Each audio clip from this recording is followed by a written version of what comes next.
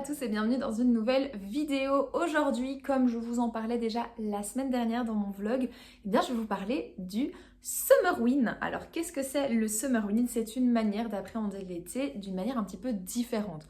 Souvent, en tout cas de ma vision, l'été c'est arrimé avec soleil, plage, vacances à la côte ou ce genre de choses. Mais c'est pas une vision qui, moi, me satisfaisait à 100%. Et il y a quelques années, j'ai découvert le mouvement qui vient des États-Unis qui s'appelle le Summer Win. C'est une manière d'apporter summer l'été et win de Halloween, donc d'apporter ce côté un petit peu horrifique et un peu halloweenesque à l'été. C'est une manière pour les gens aussi qui aiment beaucoup l'automne et cette période de l'année de la rallonger un petit peu. Je pense, si je ne me trompe pas, que les prémices en tout cas du Summer Win vient de la série Gravity Falls que j'ai justement déjà regardé. Et il y a un épisode spécifique qui s'appelle le Summer Win que je vous invite à aller voir pour peut-être un petit peu mieux comprendre ce concept. Mais c'est vraiment ce que je viens de vous expliquer. On vient apporter une touche d'Halloween à notre été et ça permet pour certaines personnes comme moi de plus apprécier l'été. Je suis quelqu'un qui n'a jamais aimé l'été, vraiment jamais. Mes saisons préférées, ça va être l'automne et le printemps.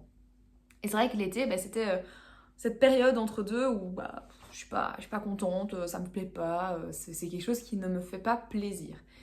Mais maintenant, depuis que je connais le Summer Win, j'apprécie beaucoup l'été. Alors attention que moi je fais une grosse distinction quand même entre guillemets, il y a le Summer Win et il y a aussi ce qu'on appelle le Slasher Summer. Et je vous avoue que le Slasher Summer, je m'en approche un petit peu plus parce que il y a des personnes pour qui le Summer Win, on installe déjà la déco d'automne, la déco d'Halloween, on met déjà des citrouilles, si on en a, des fausses ou ce genre de choses. Il y a vraiment ce côté très Halloween qui ressort. Et moi par contre ça c'est quelque chose que je ne fais pas parce que j'aime pouvoir profiter de la période d'automne et la période d'Halloween au moment où c'est la période d'Halloween et où c'est la période de l'automne. J'ai pas envie déjà en été d'installer ma déco parce que je sais très bien qu'en septembre, en octobre, j'en aurai déjà marre. Donc je me rapproche un petit peu plus de ce qu'on appelle le slasher summer et là on parle vraiment d'un été plus... au lieu d'avoir ce côté plage, on va avoir un côté plutôt montagne. Au lieu d'avoir la bronzette sur la plage, on va plutôt faire de la randonnée. Et surtout, slasher, ça vient des films d'horreur slasher, où en fait vous avez un groupe, souvent de jeunes personnes, qui vont être traquées par un tueur, souvent qui veut les tuer avec une arme blanche, très souvent. Et ça va être des films, mais je vais vous en parler parce que la vidéo va se découper en plusieurs parties. Je vais vous présenter les livres, les films et les activités que moi j'ai prévu de faire en tout cas cet été. Mais dans les slashers, c'est toujours un peu ce schéma, on est dans une forêt, il y a quelqu'un, il y a un meurtrier quelque part, et il y a un groupe de personnes qui essaient de survivre. C'est plus ou moins ça, un slasher. Comme je vous l'expliquais, je vais répartir la vidéo en plusieurs chapitres. D'ailleurs, j'essaierai de mettre un timecode pour que vous vous y retrouviez, si jamais il y a des parties qui ne vous intéressent pas. Je vais commencer par vous parler des films. Je vais certainement parler un petit peu de musique. Malheureusement, pour des questions de droit d'auteur, je ne vais pas les mettre, mais c'est des musiques que vous pouvez retrouver hyper facilement. Je vous donnerai un petit peu les titres et ce genre de choses. Je vais vous parler des activités, mais aussi des livres que vous pouvez lire pour vous mettre un petit peu dans cette ambiance Summer Win, Slasher Summer. Voilà, quelque chose, plein de petites pistes pour vous amener à vivre un petit peu cet été dans cette optique-là. On va commencer tout de suite avec les films parce que je trouve que c'est via les films qu'on peut un peu retrouver l'essence de ce Summer Win, de ce Slasher Summer. Parce que c'est vraiment avec les films qu'on arrive à retrouver un petit peu l'esthétique. Je vous mettrai aussi des illustrations, comme ça vous voyez un petit peu à quoi ça ressemble. Mais c'est vraiment, je trouve, l'essence du Summer Win et du Slasher Summer, c'est les films. Donc on commence tout de suite. J'ai pris mes petits pense-bêtes pour ne rien oublier. Donc si je regarde vers le bas, c'est parce que je regarde mon petit pense-bête. La première saga dont j'ai envie de vous parler, c'est la saga Fear Street que vous pouvez retrouver sur Netflix.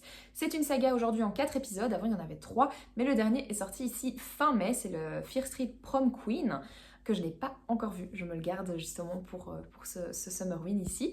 Mais c'est une saga qui s'articule donc en plusieurs épisodes et chaque épisode c'est à une période différente. Le premier c'est en 1993, le deuxième c'est en 1980 et quelques je crois, 1984, 74, je ne sais plus, 1984 je crois. Et le tout dernier, c'est justement les origines de Fear Street. Et donc on va être dans les années 1600, 1700, quelque chose comme ça. Et en fait, c'est une saga de films qui se base sur une malédiction. Donc il y a une ville qui est malheureusement maudite visiblement par une sorcière. Et à un certain moment, mais il y a plein de tueurs en série qui se réveillent et qui viennent tuer les enfants, les adolescents de cette ville. Il y a aussi une rivalité avec du coup la ville d'à côté. Et c'est assez léger, c'est vraiment, ça répond à tous les codes du slasher. Un groupe d'ados qui se fait tabasser la tronche par un tueur un peu mystique et qui essaye de s'en sortir, beaucoup d'éclaboussures, de sang, enfin voilà, c'est vraiment assez graphique. Attention, c'est hyper graphique. Maintenant, je trouve que l'esthétisme des films est vraiment bien réussi. Moi, j'ai un gros coup de cœur pour le deuxième. Franchement, je trouve que c'est le mieux réussi. Et en plus, l'actrice principale, c'est l'actrice, je sais plus comment elle s'appelle, mais c'est la rousse de Stranger Things. Et du coup, ça passe encore mieux, je trouve. Justement, une autre série que je peux vous conseiller, c'est Stranger Things. Stranger Things, pareil, sur Netflix, c'est vraiment l'optique c'est vraiment cette optique des années 80, les États-Unis des années 80, tour en vélo dans une ville, des événements un petit peu paranormaux. C'est un petit peu aussi l'essence de cet été, de cet esthétisme. Et les musiques, c'est tout ce qu'il y a de plus Summerween et Slasher Summer que vous pourrez retrouver. Là, je pense par exemple à Kids et Teens, c'est deux musiques qui sont vraiment des hymnes, entre guillemets, maintenant, de cette esthétique. Et donc franchement, vous pouvez y aller. En plus, il y a la dernière saison qui sort à la fin de l'année. Donc honnêtement, si vous ne l'avez pas encore vu, n'hésitez pas. Ensuite, en autre film, vous avez aussi Scream, Vendredi 13, Halloween et Souviens-toi l'été dernier. Ça, c'est vraiment quatre, pour moi, classiques on ne peut pas passer à côté. En tout cas, c'est sûr, c'est des classiques des slashers. Si vous voulez connaître vraiment l'essence des slashers, c'est sur ces films-là qu'il faut partir. J'ai pas envie de vous raconter un peu trop ce qui se passe parce que c'est hyper connu, certainement que vous avez déjà entendu parler de ces films-là et souvent on connaît la fin avant même parce qu'en fait c'est tellement connu, c'est tellement universel que voilà, c'est connu à fond. Pareil pour Freddy, les griffes de la nuit, ça reste aussi un slasher et ça rentre parfaitement dans cet esthétisme. Dans les films un petit peu plus vintage, vous allez aussi avoir le film Ça ou It, qui est l'adaptation de Stephen King. Par contre, je parle bien de l'édition de 1978, il me semble, si je ne me trompe pas, car c'est vraiment, je trouve, l'édition qui est la plus palpable et vintage. Je trouve qu'elle a vraiment un charme. Alors, c'est pas du tout le même style que la nouvelle adaptation. Maintenant, je trouve que la nouvelle adaptation est très bien réalisée, elle est très très chouette.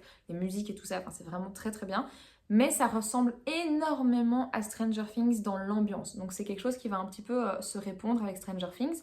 Alors que la version de 1978 est un peu plus crue, un petit peu plus vintage. Hein. Voilà, c'est dans la catégorie vintage, donc hein, c'est logique. Mais il y a ce petit quelque chose qui fait que c'est vraiment un excellent film. Et c'est vraiment, voilà, c'est vraiment, vraiment sympa.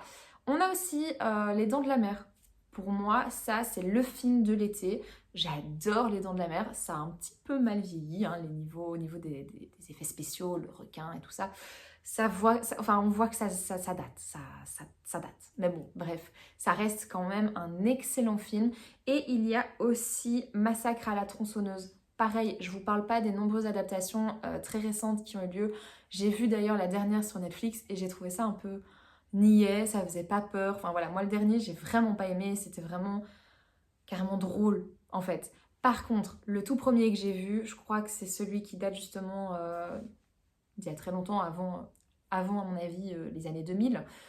Je crois, je vais essayer de vous retrouver en tout cas la date, mais celui que moi j'ai vu quand j'étais plus jeune, franchement il fout les boules et il est vraiment bien fait. Mais pareil, on retrouve ce côté slasher que je trouve on ne retrouve pas dans la nouvelle adaptation de Netflix. La nouvelle adaptation de Netflix, elle est drôle, elle est légère, mais on n'a pas ce côté très terrifiant que la première version pour moi est terrifiante de chez Terrifiant. En version un petit peu plus léger justement, un peu plus enfantin, vous allez avoir, je vous en parlais, Gravity Falls, la série. Alors toute la série ne parle pas du Summerween, toute la série ne parle pas de cet esthétisme, mais rentre quand même dedans parce on suit deux enfants qui sont, je pense, avec leur grand-père. Je me souviens plus très bien, je pense que c'est leur grand-père qui tient un magasin de curiosités, un peu, enfin, c'est un gars qui aime l'argent et il profite de la crédulité des gens. Mais en fait, finalement, ils se rendent compte qu'il se passe vraiment des trucs bizarres dans la forêt. Et voilà, on va suivre un petit peu leurs aventures. Il y a quand même pas mal de saisons, mais c'est très sympa. Vous allez aussi avoir Coraline, Casper, le petit fantôme. Ça rentre dedans. Coraline, c'est vraiment une ambiance parfaite. Vous allez aussi avoir Scooby-Doo, le tout premier. Là, on est vraiment dans une ambiance très mystère, un peu cosy mystery, mais vraiment dans ce côté très fête foraine et très, très été finalement. Et alors le dernier, c'est les noces funèbres, ça rentre aussi, c'est un petit peu plus, ça je le garderai peut-être plutôt justement pour la transition vers l'automne, mais ça reste un film qui est dans cette optique-là. Au niveau de la musique, on va aller très rapidement parce que je ne vais pas vous mettre des extraits, mais je vais vous citer quelques titres si ça vous intéresse, en tout cas quelques groupes. Bien évidemment, vous allez retrouver tout ce qui est Kate Bush, Fleetwood Mac, tout ce qui est musique justement de films, des films que je viens de vous citer, typiquement les musiques de Stranger Things, ça s'y retrouve. Vous allez aussi avoir Duran Duran, The Cure, vous allez avoir les Smiths, vous allez avoir les Clash. Tout ça, c'est des groupes que vous pouvez mettre dans vos playlists, ça passe directement. Maintenant, vous allez aussi avoir des titres un petit peu plus isolés. Je pense par exemple à la Banana Boat Song, que vous pourrez retrouver dans Beetlejuice par exemple. Vous allez aussi avoir Fear the Reaper, pardon. Fear the Reaper qu'on peut entendre justement dans Fear Street, je crois. Man Eater aussi, c'est le titre de la chanson, c'est Man Eater, mais je sais plus qui l'a chanté. Par exemple, c'était quoi aussi? C'était Rockwell, la musique Somebody's Watching Me. Ça rentre aussi. Goo Goo Muck de The Cramps. Tout ça, c'est des chansons que vous pouvez mettre dans votre playlist. Tout ce qui est un petit peu aussi, moi j'aime beaucoup les musiques un peu esthétiques. Pendant toute une période sur Instagram, il y avait une musique en biélorusse, je crois, donc en russe, qui passait beaucoup, une esthétique un peu Europe de l'Est comme ça, mais qui passait vraiment bien, c'était très, très grave. Vraiment toutes les sonorités années 80, années 90, qui font partie un peu de l'été, mais aussi les musiques un petit peu effectivement graves, un petit peu plus dark, ça fonctionne aussi très bien. On passe maintenant à la catégorie livres. Alors, je vous ai pris quelques livres que j'avais ici dans ma bibliothèque. Maintenant, il y en a beaucoup que j'ai notés, mais qui sont dans mes cartons. Donc malheureusement, je vous mettrai des illustrations.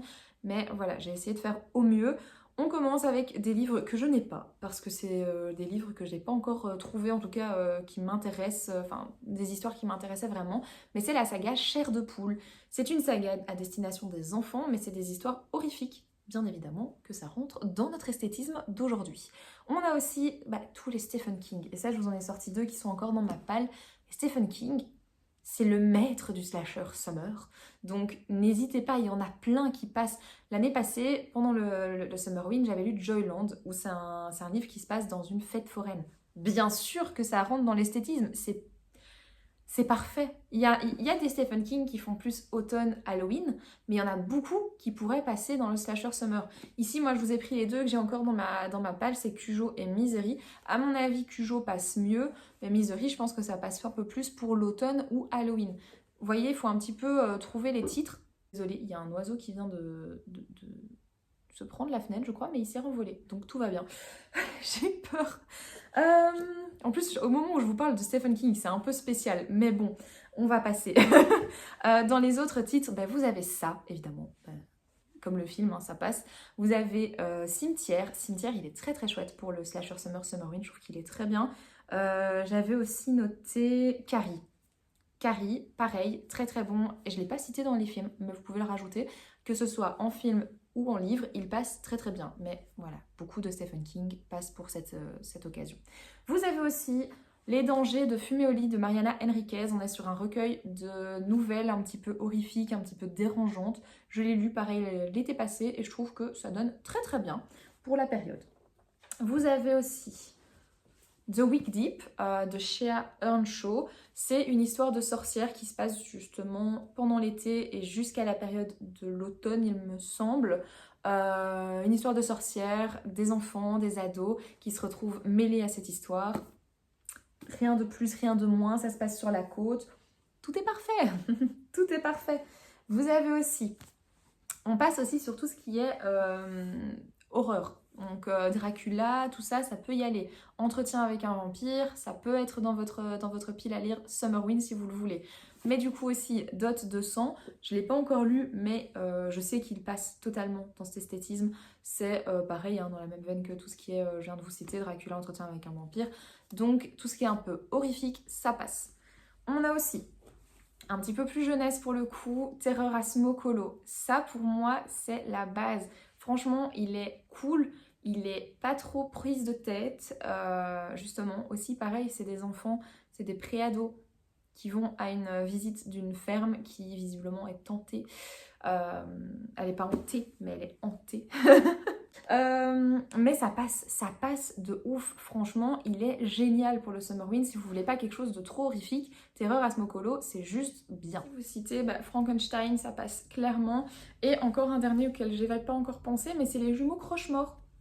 C'est totalement dans l'esthétisme. Il est un petit peu plus automne, donc clairement vous pouvez le garder pour la fin de l'été, mais il est très très chouette dans cette même optique. Il existe plein de livres sur l'esthétique slasher summer. Malheureusement en VF, il n'y en a pas beaucoup qui ont été traduits.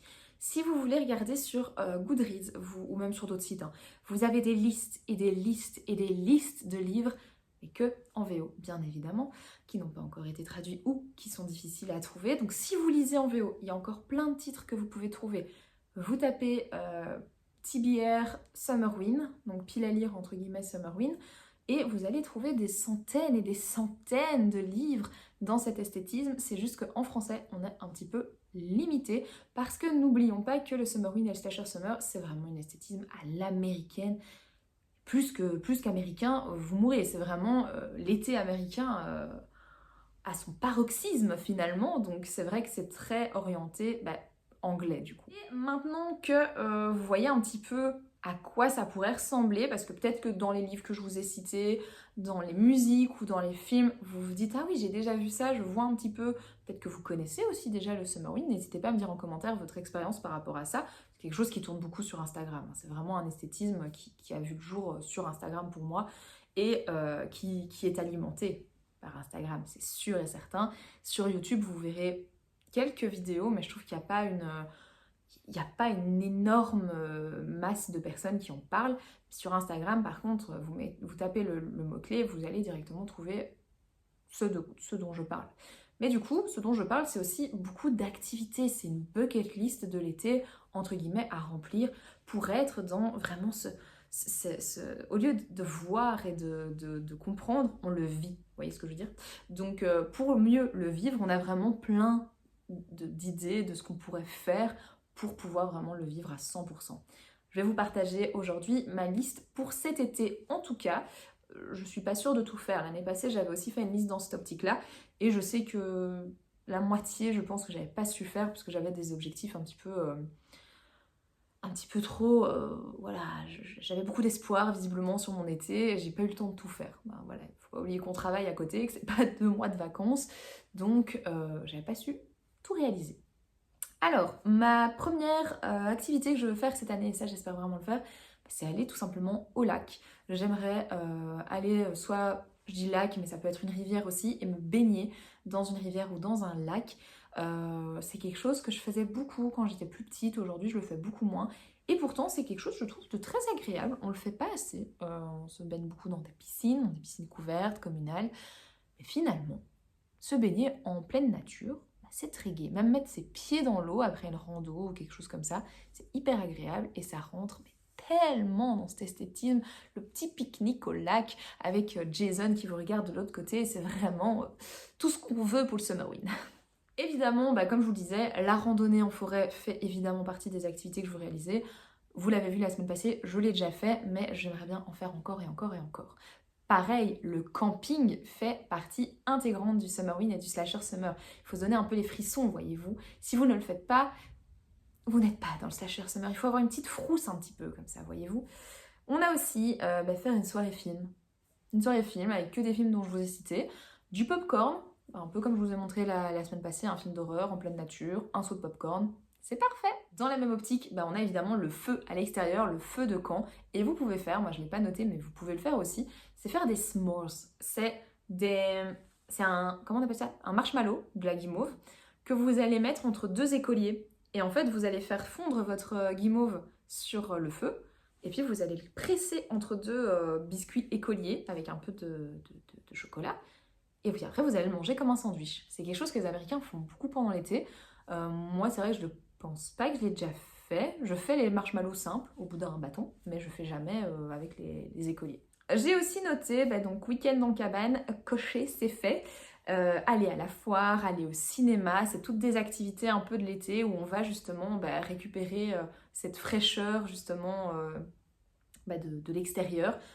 Pareil pour la foire, moi j'y vais souvent dans des périodes où il fait un peu plus frais. Et alors, dans des activités un petit peu plus faciles à faire, vous allez avoir, je sais pas comment dire en français, tailler au lieu de tailler une citrouille, on va tailler une pastèque. C'est hyper agréable, enfin je trouve ça hyper joli, c'est plus ou moins plus facile qu'une citrouille parce que du coup c'est plus fin, mais je trouve que ça donne super bien. Je vous avoue que ça, cette année, j'aimerais vraiment refaire parce que je trouve ça super joli. Ça dure beaucoup moins longtemps qu'une citrouille, on va pas se mytho, ça dure une après-midi et puis après votre pastèque elle fait ça. Mais l'idée c'est vraiment d'avoir un peu ce côté enfantin de tailler votre citrouille mais que vous allez transposer à l'été et du coup vous avez la pastèque. En plus la pastèque moi j'adore, c'est super bon. Donc franchement ça c'est une activité qui me donne trop envie. J'ai aussi dans les plus faciles mettre mes ongles en noir, c'est bête mais c'est joli et c'est vrai que je ne le fais pas souvent donc je l'ai noté. Il y a aussi manger des hot dogs, des tonnes et des tonnes de hot dogs. C'est très américain bien évidemment mais c'est facile et je pourrais le cocher facilement et c'est vrai que j'imagine bien une soirée film d'horreur avec des hot dogs et puis un petit saut de popcorn, ça peut être très très chouette. En plus, les hot dogs, on peut aussi les faire au feu de camp. Enfin, vous voyez, il y a pas mal de choses qu'on peut rejoindre dans les activités, c'est ça qui est gai aussi. Et la dernière chose, et ça je l'ai fait l'année passée et j'ai adoré, franchement c'est un moment hors du temps, c'est faire du vélo à la nuit tombée. Enfin, juste au moment où le soleil se couche, vous êtes entre le jour et entre la nuit. Et en fait, j'avais vraiment cette impression d'être dans Stranger Things. Mais vraiment, quoi. C'était vraiment, ouais, comme je vous dis, un moment hors du temps et c'était très agréable. Donc c'est vrai que ça, je l'ai renoté. C'est un des moments que j'ai aimé de mon été précédent et que je veux revivre parce que pour le coup c'était vraiment chouette. Je veux dire que j'ai fini de vous présenter tout ce que je voulais vous présenter. J'espère que c'est une vidéo qui vous aura plu. Ça change un petit peu de ce que je fais d'habitude, de nouveau présentation d'un esthétisme et un petit peu bucket list des films, des livres et tout ça. Mais moi j'aime beaucoup, c'est vrai que c'est quelque chose qui me tient fort à cœur. L'esthétisme, moi il y a 3 esthétismes que j'aime vraiment beaucoup, le cottagecore, le Summerwind et le Dark Academia et en fait c'est des esthétismes que je colle à des saisons qui me permettent vraiment de beaucoup mieux vivre les saisons. Et c'est vrai que je me dis, si ça peut vous aider à mieux vivre vos saisons, pourquoi pas vous les proposer et vous donner des pistes pour aller un peu plus loin. Maintenant, clairement, c'est quelque chose d'assez personnel aussi. À vous de trouver vraiment les activités, les films, les livres qui vont vous faire passer un meilleur moment. Moi, c'est comme ça que je le vois. En tout cas, j'espère que ça vous aura plu. Je vous fais de gros bisous et je vous dis à la semaine prochaine.